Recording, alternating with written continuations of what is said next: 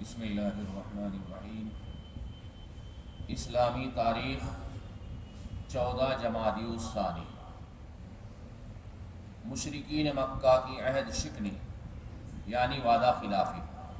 مسلمان اور مشرکین مکہ کے درمیان حدیبیہ کے موقع پر جو معاہدہ ہوا تھا، جس کا قرآن کریم کے اندر تذکرہ ہے، لقد رضی اللہ عن المؤمنین اذ یبایعونک تحت الشجرہ، اللہ کے نبی نے ایک درخت کے نیچے بیٹھ کر حدیبیہ، جہاں پر حدود حرم مدینہ منورہ سے آنے کے وقت میں شروع ہوتی ہے، وہاں پر مشرکین مکہ نے آپ کو روک دیا تھا۔ وہاں مسجد بھی بنی ہوئی ہے اور لوگ وہاں سے عمرہ بھی کرتے ہیں۔ یہ معاہدہ ہوا تھا، اس کی خلاف ورزی کرتے ہوئے اپنے حلیف یعنی جن کے ساتھ مدد کا معاہدہ ہو، قبیلہ بنو بکر کے ساتھ مل کر مسلمانوں کے حلیف قبیلہ بنو خزاعہ پر حملہ کر کے بہت سے آدمیوں کو قتل کر دیا، مال و اسباب لوٹ لیے، حتیٰ کہ حرم میں پناہ لینے کے باوجود ان کی خون و عزت کی۔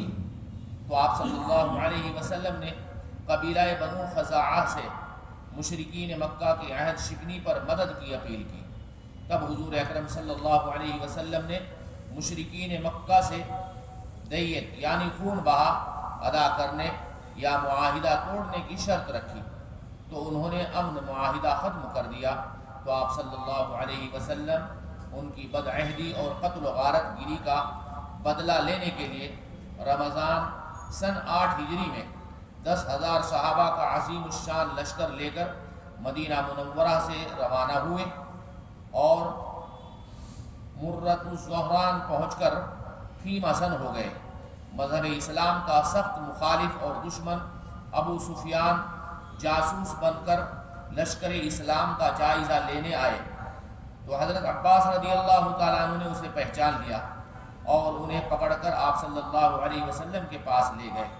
انہیں دیکھ کر بعض صحابہ نے قتل کرنا چاہا، لیکن آپ صلی اللہ علیہ وسلم نے رحم و کرم کا معاملہ کرتے ہوئے فرمایا، اے ابو سفیان، کیا اب بھی تمہارے ایمان لانے کا وقت نہیں آیا؟ بالآخر وہ ایمان میں داخل ہو گئے۔ پھر حضور اکرم صلی اللہ علیہ وسلم نے بلند اخلاق کا معاملہ کرتے ہوئے فرمایا، آج جو ابو سفیان کے گھر میں یا خانہ کعبہ میں پناہ لے گا وہ بھی امان میں ہے، اور جو کوئی اپنے گھر کا دروازہ بند کر لے گا ان کو بھی امان ہے، یعنی کچھ نہیں کہا جائے گا، محفوظ رہیں گے۔ حضور اکرم صلی اللہ علیہ وسلم کا معجزہ ٹھنڈی کا دور ہو جانا۔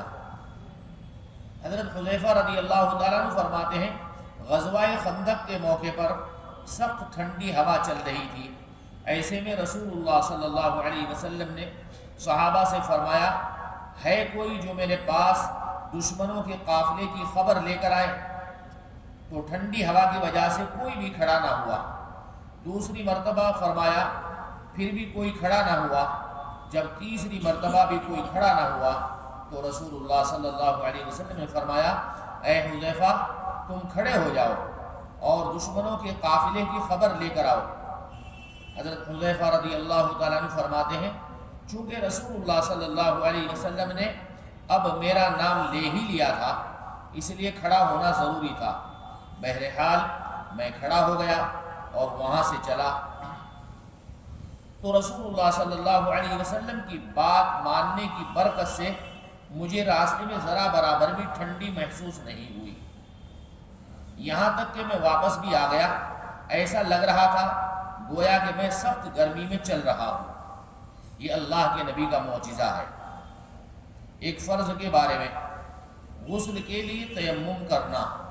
قرآن کریم میں اللہ تعالیٰ فرماتے ہیں، اگر تم بیمار ہو جاؤ یا سفر میں ہو یا تم میں سے کوئی شخص اپنی طبعی ضرورت یعنی پیشاب پاخانہ کر کے آیا ہو یا اپنی بیوی سے ملا ہو اور تم پانی کے استعمال پر طاقت نہ رکھتے ہو، تو ایسی حالت میں تم پاک مٹی کا ارادہ کرو یعنی تیمم کر لو۔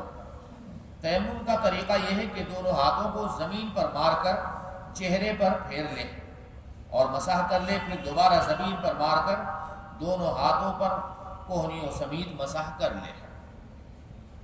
ایک سنت کے بارے میں، نماز جنازہ کی دعا۔ رسول اللہ صلی اللہ علیہ وسلم جب میت کی نماز جنازہ پڑھاتے تو یہ دعا پڑھتے: اللہم اغفر لحینا ومیتنا وشاہدنا وغائبنا وصغیرنا وکبیرنا وذکرنا وانثانا اللہم من احییتہ منا فاحیہ علی الاسلام ومن توفیتہ منا فتوفہ علی الایمان۔ ایک اہم عمل کی فضیلت، قرآن کے ہر حرف پر 10 نیکی۔ رسول اللہ صلی اللہ علیہ وسلم نے فرمایا جس نے قرآن کریم کا ایک حرف بھی پڑھا اس کو 10 نیکیاں ملتی ہیں۔ پھر فرمایا ہم یہ نہیں کہتے کہ الف لام میم پڑھنے پر 10 نیکیاں ملتی ہیں، بلکہ الف پر 10، لام پر 10 اور میم پر 10، ٹوٹل 30 نیکیاں ہوئی۔ لیکن اس کے پڑھنے والے، اس کے کرنے والے بہت کم ہیں۔ ایک گناہ کے بارے میں، اللہ تعالیٰ کے ساتھ شرک کرنا۔ قرآن کریم میں اللہ تعالیٰ فرماتے ہیں بلا شبہ اللہ تعالیٰ شرک کو معاف نہیں کرے گا، شرک کے علاوہ جس گناہ کو چاہے گا معاف کر دے گا، اور جس نے اللہ تعالیٰ کے ساتھ کسی کو شریک کیا تو اس نے اللہ کے خلاف بہت بڑا جھوٹ بولا۔ دنیا کے بارے میں، دنیا کی جس چیزیں ختم ہونے والی ہیں، قرآن کریم کے اندر اللہ تعالیٰ فرماتے ہیں جو کچھ تمہارے پاس یعنی دنیا میں ہے وہ ایک دن ختم ہو جائے گا، اور جو اللہ تعالیٰ کے پاس ہے وہ ہمیشہ اور باقی رہنے والی چیز ہے۔ آخرت کے بارے میں، قیامت کے دن لوگوں کا حال، رسول اللہ صلی اللہ علیہ وسلم نے فرمایا قیامت کے دن لوگ ننگے پیر، ننگے بدن اور بغیر ختنہ کے اٹھائے جائیں گے جس طرح وہ پہلی مرتبہ پیدا کیے گئے تھے۔